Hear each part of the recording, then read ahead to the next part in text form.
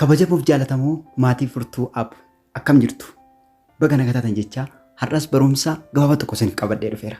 Kan nuti waliin ilaallu barumsa baay'ee gaarii ta'e akkasumas gaaffii namoota hedduuf deebii ta'e kan yaadedha. Asumaan furtuu app laayikii sabiskiraayib gochuu hin dagatinaa isiniin jedha. Kallattumaan gara barnoota keenyatti dabarra.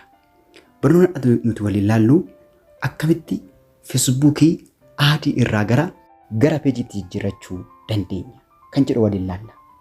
Feesbuukiin keenya yookiin feesbuukiin nuti fayyadamnu yeroo baay'ee hanga faamilii yookiin fireendii 5,000 qofa nuuf qabata. Sanaan booda aad nu gochuu hin danda'u. Kanaaf daddabnee peejiitti jijjiirrachuu qabna. Kana gochuuf immoo waan baay'ee salphaa ta'edha. Aad akkuma argitan kana kan jedhu ofirraa qaba. Aad jedha. Akkuma argitan kana aad friend jedha malee follow ofirraa hin qabu. Kana salphaanumatti osuma chaanaaliin keenya yookiin peejiin keenya gara 5,000 waliin guddatiin salphaatti hanga feene yoo qabaanne gara peejiitti jijjiirrachuu dandeenya. Kana gochuuf piroofaayilii keenya irra gadi tuquudhaan gara piroofaayilii keenya keessa seena. Namni tokko kan nu argatu aad godheeti. Aad godheeti nu argata malee follow ofirraa hin qabu. Fakkeenyaaf cheeggoonee ilaallu namni akkamitti nu ilaala. Fakkeenyaaf cheeggoonee ilaallu namni akkamitti nu ilaala. Tuqaa 3 gadi tuqnee tuqaa 3 fuuldura piroofaayilii keenyaa jiru gadi tuqnee fuula kana nu baasa. Gadi dhufnee kanarra kan jiru view as kan jiru kanarratti kilik goonee ilaalla maal akka fakkaatu. Namni gaafa piroofaayilii keenya argu akka kanatti arga. Add friend kan jedhu ofirratti argaa jechuudha. Add friend kan jedhu arga. Add friend kana akkamitti gara followtti jijjiirra kan jedhu waliin ilaalla har'a. Salphaadhumatti gara followtti jijjiiruudhaaf aadii kana yookiin add friend kana gara followtti jijjiiruudhaaf namni follow godhee akka nu hordofuuf gara followtti jijjiiruudhaaf wanti nuti gochuu qabnu akkuma ammaa kana piroofaayilii keenya irra gadi tuqnee kallattumaan gara piroofaayilii keenyaa keessa seenna. Gara piroofaayilii keenyaa keessa seenna.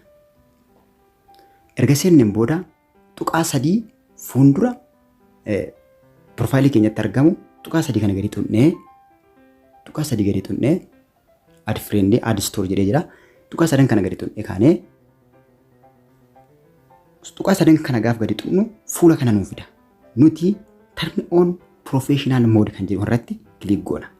View as gajjallee kan jiru kana bakka xiyyi jiru kana turn on professional mode kan jedhu irratti kilik gaafa goonu fuula kana nuuf fida.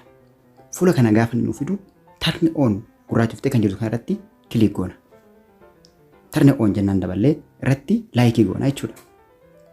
Gaafa irratti laayikii goonu ammas fuula kana nuuf fida. Start exploring jedhee nuuf fida. Okay jenneeni duuba deebina. Gaafa duuba deebinu akkuma argitan kana kunoo Facebook peejiin yookiin Facebookiin buletti keenya kana filooharii ishii faana kaa'ee jira jechuudha. Kaa'ee jira. Filooharii ishii faana kaa'ee jira jechuudha. Kun akkuma argitan filoohariin kana qabdi gara filooriitti jijjiiramee jira jechuudha salphumatti. Ammas siitingiin nuti sirreessin darbuu hin qabne Facebook keessa seennee yookiin privacy and setting kan jedhu keessa seennee gara privacy and setting kan jedhu keessa dhandhamna. Wanti tokko sirreessuu qabnu tokkotu jira waan ta'eef privacy setting jenda privacy kan jedhu kanatti kilik goonee gara advanced and visibility kan jedhutti gadi buuna. Advanced and visibility jala akkamitti akka Facebookiin keenya kun mul'atu nama fuulduratti kan jedhu of jalaa qaba jechuudha. Kanaaf how people see you kan jedhu irratti kilik goonee kaanee kan sirreeffachuu qabnu tokkoffaarra kan jiru yookiin who can send your friend request kan jedhu kana jijjiiruu qabna. Fakkeenyaaf kun everyone irra jira. Everyone irraa gara friend of friend kan jedhutti jijjiiruu qabna. Friend of friend kan jedhu irratti kilik godhannaa jechuudha.